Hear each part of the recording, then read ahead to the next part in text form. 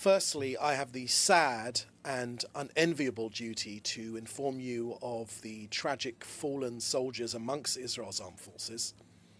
The number of fallen soldiers in this war has unfortunately risen to 850. Master Sergeant in the reserves, Asaf Kafri, was 26 years old and from Bet Hashmonai. He fell in battle in northern Gaza. And Captain Ido Valach was 21 years old and from Jerusalem. He too fell battling terrorists in northern Gaza. These are devastating losses to their families and their community.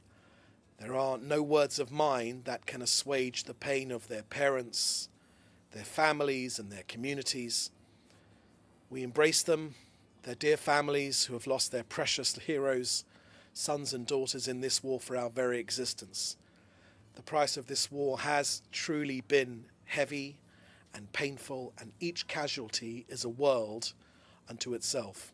May their memories be a blessing forever.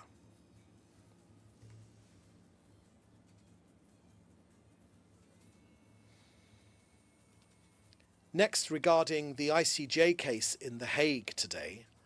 Earlier today, Israel's Foreign Minister Gideon Sa'ar and Deputy Director General of Israel's Foreign Ministry provided a comprehensive case against UNRWA. That speech, those speeches, and the presentation and the evidence provided are all available online, and I would point you to it. I won't repeat it all here again, but I do want to augment the case with recently declassified information gained from documents Israel captured in Gaza. Here are 10 facts gleaned from these documents. Number one, terrorists on the payroll, at least 1,462. At least 1,462 UNRWA employees, that's 12% of its Gaza staff, are members of Hamas or Islamic Jihad or other terrorist groups. Not 9, as was repeated on the BBC this morning, 1,500. Not a few rotten apples, not a few people, but unfortunately mass membership of terrorist organizations. Next, terror in the classroom. 80 principals and deputy principals at UNRWA schools, that's 15% of their leadership, are confirmed as terrorist operatives. It's key to understand that UNRWA completely infiltrated the educational arm of UNRWA. Added to the fact that almost every one of the terrorists who committed the outrages on October 7th were graduates of the UNRWA education system. Next, the October 7th massacre. UNRWA staff actually actively participated in Hamas's genocidal attack on Israel. Next, tunnels under schools. Hamas dug terror tunnels under UNRWA schools. In some cases, the school principals themselves were Hamas commanders. Next, command centers beneath the UNRWA HQ. An advanced Hamas server farm and military intelligence hub was found directly underneath UNRWA's Gaza headquarters, and it was powered using UNRWA's electricity. Absolutely clear for any UNRWA employee to see. Next, the human shields policy. Hamas routinely fires rockets from right beside UNRWA schools and warehouses, using the UN's facilities as human shields. Next, weapons cache in UNRWA's HQ. Our armed forces found explosive drones, sniper rifles, rockets and mortars inside UNRWA's Gaza City headquarters. Next, killer social workers. UNRWA social worker Faisal Ali Nami. He was filmed abducting the body of an Israeli civilian during the October 7th attacks.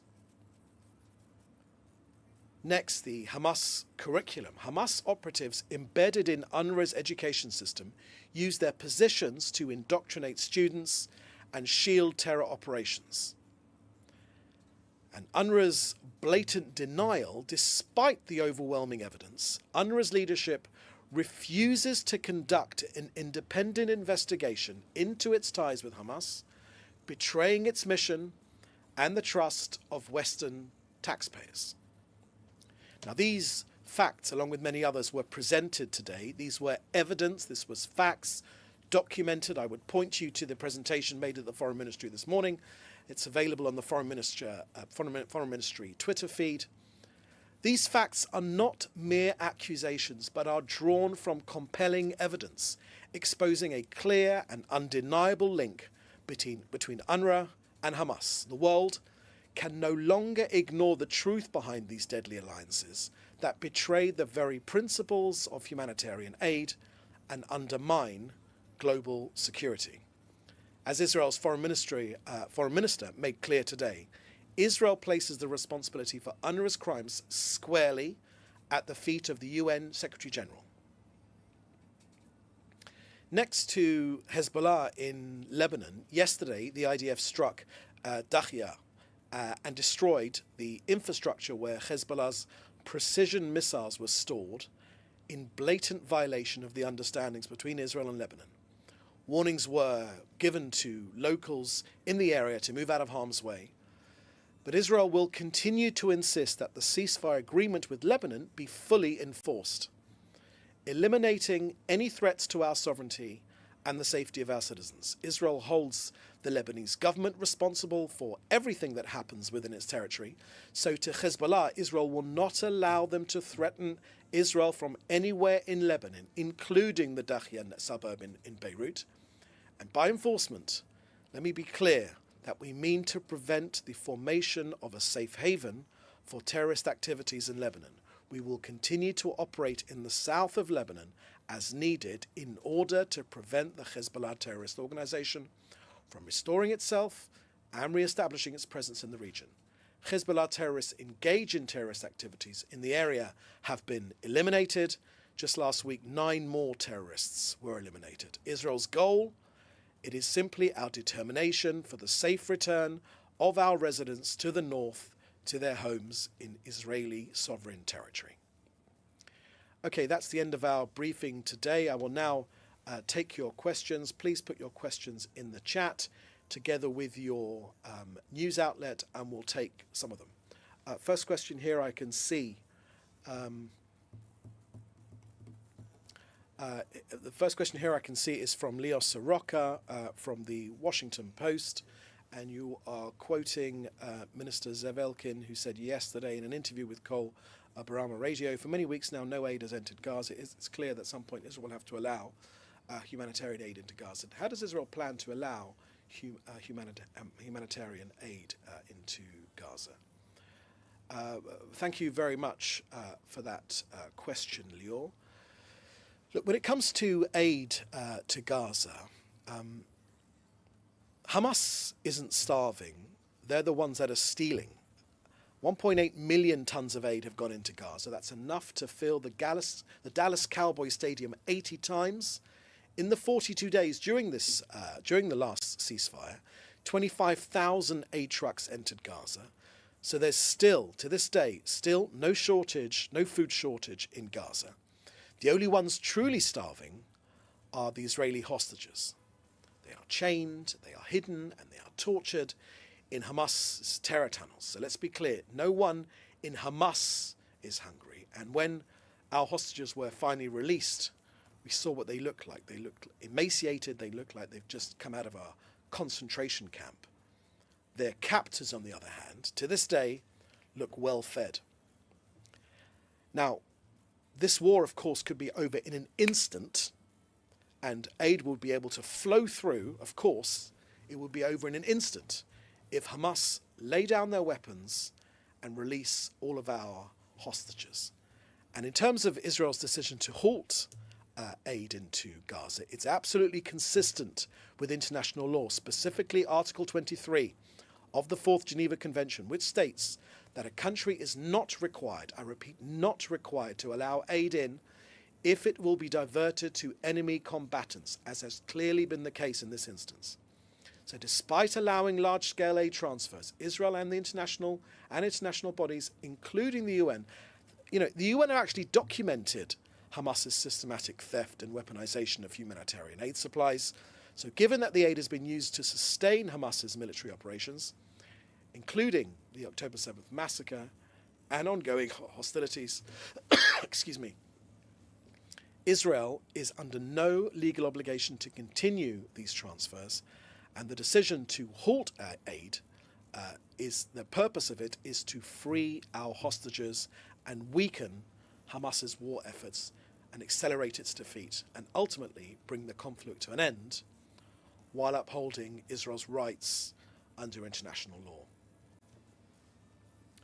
Next question here is from Jason Perry at NTD News. What's our response to UN World Food Programme saying about the issues of food inside Gaza? Thank you for that question, Jason.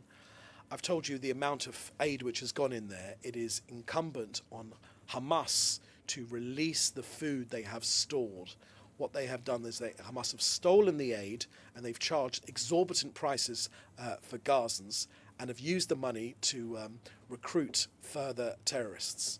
Hamas need to release the hostages, lay down its weapons, and to allow food to flow in freely into the region. Last question I can see here is from Joel Pollock at Breitbart News. Could you comment on violence in New York around the visit of Minister Itamar Ben-Gvir to the Chabad headquarters, which drew radical anti-Israel protests and ugly counter-protests, and which has been followed by the targeting of synagogues by anti-Israel activists in the days since? Thank you for that question, Joel. Yes, indeed, I have seen those images. Look, I would simply say to you that it is a case of Holocaust inversion, putting the crimes which the Jewish people have faced, specifically in the Second World War, and also by Hamas in Gaza, and inverting them and saying that it is Israel that is committing those crimes. There is no excuse. There is never an excuse for anti-Semitism. There is never an excuse for Jew hatred. Absolutely not. And what I've seen there is most definitely anti-Semitic abuse, the attacks on synagogues, the targeting of Jews, which is the most appalling thing to behold in the current times. Okay, that's the last question we have here. Thank you for joining us here today. We'll have another briefing later in the week. Just to let you know that tomorrow evening Israel commemorates its Remembrance Day, remembering Israel's fallen soldiers in the defense of our country, as well as victims of terrorism. And then the following evening, we will begin our Independence Day celebrations, Yom Ha'atzmaut, celebrating 77 years since the re-establishment of the State of Israel. So, in the meantime, thank you for joining us. We'll have another briefing, as I said, later in the week. Please do stay safe. You can contact us in the usual way, and we'll see you next time. Thank you. Bye-bye. Thanks for watching. Drop a comment below. Don't forget to like, share, and hit subscribe to stay updated with our latest content. Until next time, stay informed and inspired. This is Dejobnik signing off.